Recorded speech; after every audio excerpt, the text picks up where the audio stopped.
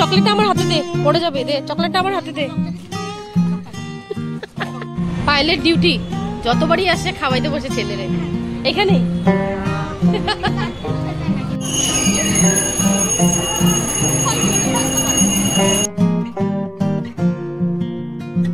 নমস্কার বন্ধুরা, আমার চ্যানেলে সবাইকে স্বাগত। তোমরা সবাই কেমন আছো? আমরা মোটামুটি ভালো আছি। সবাই বাড়িতে তেমন ঠিক নয়। বরের আমার মতনই কন্ডিশন, একটু একটু সবারই সর্দি লেগেছে। তবে আমার বেশি, সকালবেলার থেকে বিছানা থেকে উঠতেই পারছিলাম না। তো যেমনি তেমনি একটু ডাল ভাত আর ভাজা করে দিয়েছি, বর খেয়ে চলে গেছে। এবার এখন বাজে 2টো, জাস্ট মেয়ে খেয়ে দিয়ে ঘুমালো। আজকে সানিয়াকে ডেকে এনেছি খাওয়ানোর জন্য মেয়েকে, কারণ আমার শরীর এতটাই খারাপ লাগছিল, পারছিলামই না। তারপর বর একটু দেরি করেই গিয়েছে, আমার শরীরটা ভালো ছিল না বলে। তো ট্যাবলেট এনে দিয়ে ও বের হলো। আর এখন একটা ট্যাবলেটটা খেয়েছি, খেয়ে এখন একটু ভালো লাগছে। স্নান টান করে ঠাকুর দেওয়া শেষ, মেয়েও ঘুমিয়ে গেছে। এবার আমি করব রান্না, কারণ আজকে বিকালবেলা যাব সাইবাবার মন্দিরে। মানে ভেবেছিলাম যাব না, বাট নিচের দিদি পায়েল সবার একটা আশা করে রয়েছে যে বিকালবেলা যাব, তার জন্য। আর বড় বলছে না, গিয়ে আসো, যেটাই হবে গিয়ে আসো, দেখবে ভালো লাগবে ঠাকুরের মন্দিরে গেলে। তার জন্য আর ক্যান্সেল করিনি, বিকালবেলা তবে যাচ্ছি। বিকাল বলতে 4টা সাড়ে 4টার দিকে বের হয়ে যাব। এবার মেয়ে ঘুমিয়ে আছে, ঝটপট করে রান্নাটা সেরে ফেলি, কারণ রাতেবেলা আবার শরীরটা খারাপ লাগলে করতে পারবো না। এখন যখন ভালোই লাগছে করে। তো চলো আজকের ব্লগটা আমি এখান থেকে স্টার্ট করছি। আশা করি আমার ভিডিওতে তোমাদের খুব খুব ভালো লাগবে। এখন দিনটাকে স্টার্ট করি। সো এখন আমার জন্য ভাজলাম আমি ভাত করলা ভাজা, আর এইদিকে পটল কষা করছি। আমি পটলের কষা করছি এখন, রাত্রেবেলার জন্যও করে রাখলাম।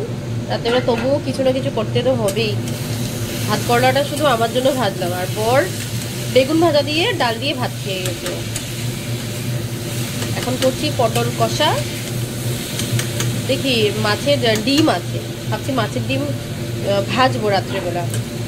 কিন্তু বরের আবার আবদার, মানে যেটা মাছের ডিমে বড়া করে বললো ঝোল খাবে। দেখি কি করি। ওয়েদার আজকে সকাল থেকে বেশ ভালো, রোদ নেই বৃষ্টিও নেই, বেশ ভালো ওয়েদার। এবার আমি লাঞ্চ করতে বসি। লাঞ্চে কি আছে তোমরা তো দেখেছি অলরেডি। পটল কষা করেছি, ডাল করেছি মসুর ডাল, আর ভাত কলা ভাজা করেছে, লেবু। এটাই আমার লাঞ্চ। এবার লাঞ্চ করতে বসি। তো আমরা সবাই রেডি, এবার বের হচ্ছি মন্দিরের জন্য। গুন্নুও রেডি। গুন্নুরও তবে একটু একটু সর্দি লেগেছে, এত না, কিন্তু ওষুধ আনতে হবে ওর জন্য। কি মাম্মা, কোথায় যাবে? তাতা যাবো? তোমার সর্দি লেগেছে? দেখি তো তোমার সর্দি লেগেছে নাকি, নাকুটা দেখি তো। চোখে জল, সর্দি লেগেছে একটু, আমার মতনই। খুশি? চলো টাটা যাবো, চলো জুতো পরবো, চলো। যাবে না? চলো চলো। খুশি, সবচেয়ে বেশি খুশি ওই। যা চলো চলো জুতো পরবো, চলো চলো।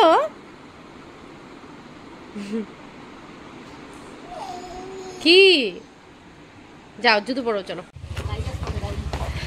আমরা বের হয়ে গেলাম যাওয়ার জন্য। আর এই যে মেয়ে সবচেয়ে বেশি এক্সাইটেড কোনো জায়গায় যাওয়ার আগে। দিদি আজকে নতুন সালোয়ার স্যুট পরলো নাকি? নতুন সালোয়ার স্যুট পুরানা? নো, চকলেটটা আমার হাতে দে, পড়ে যাবে, দে চকলেটটা আমার হাতে দে। ও হাইটটা গুনু, চকোটা আমাকে দাও।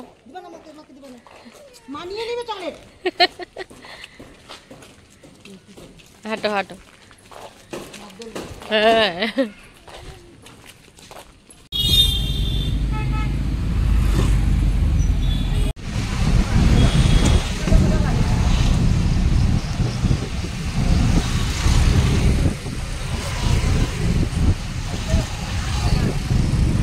আয় আয়, যাই না। কি হয়েছে? দাঁড়া দাঁড়া, যাবো ভিতরে যাবো, দাঁড়াও দাঁড়াও। আমরা এসে পৌঁছে গেছি মন্দিরে। এখনো পুরো ভিড় হয়নি, তবে মানুষ আসছে আস্তে আস্তে করে। পায়েলের জন্য দাঁড়িয়ে আছি বাইরে। পায়েল বলে ফোন করেছিল, ও এসেই গেছে, পৌঁছে গেছে, তো একসাথেই ঢুকবো আমরা।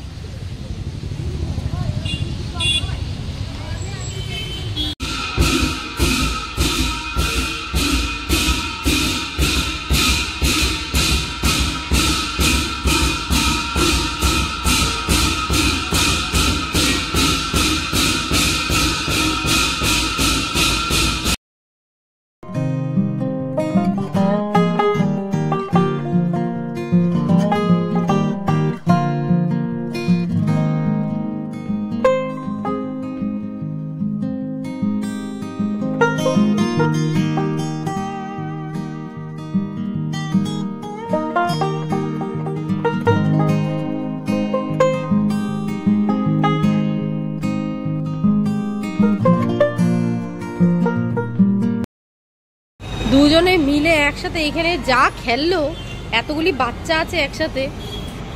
এখন ফাইনালি আমরা নিচে যাচ্ছি প্রসাদ নেওয়ার জন্য। বাপরে বাপ, আটকানো যাচ্ছে না কাউকে। ওই দেখো পাকা বুড়ি। পাইলেট ডিউটি, যতবারই আসে খাওয়াইতে বসে ছেলেরে এখানেই। হ্যাঁ ওইটাও কথা। গুন্নু উঠা গেছে যে আমি লগালগ খাওয়াই আনছি ওরে। কি আনছো, কি আনছো এখন? সুজি।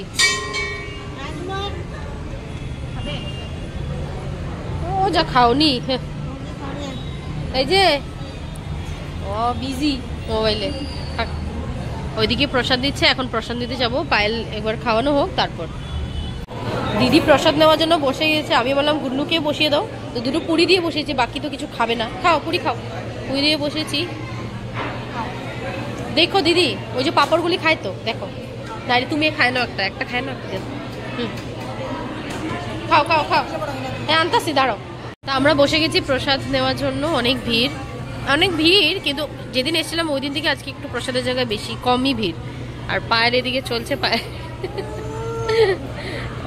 তুমি কার্টুন দেখো, তুমি কার্টুনে বিজি থাকো, তাহলে তোমার মা খেতে পারবে। প্রসাদ নেই।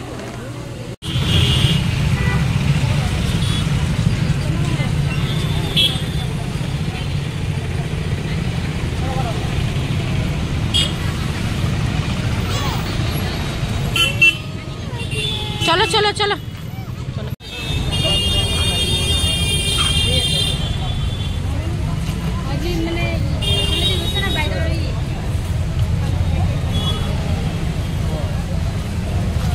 আমরা মন্দির থেকে বের হয়ে গেছি, এবার একটু গণেশগুড়ির দিকে আসলাম সবাই।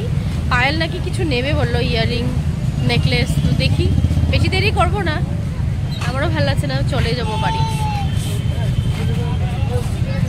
তো বাজে এখন পুরো 12টা। মন্দির থেকে আসার পর আমি আর ভিডিও করিনি, খুব খারাপ লাগছিল শরীরটা, জানি না কেন। শুয়েছিলাম, চোখ মুখ ফুলে গেছে তার জন্য শুয়েছিলাম।